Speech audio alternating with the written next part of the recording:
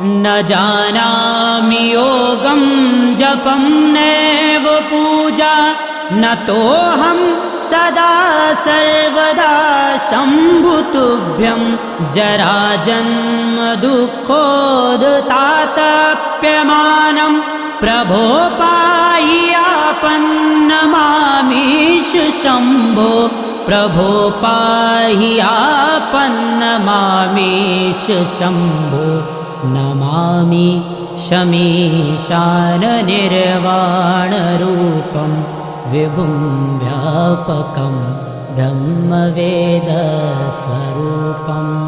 Namami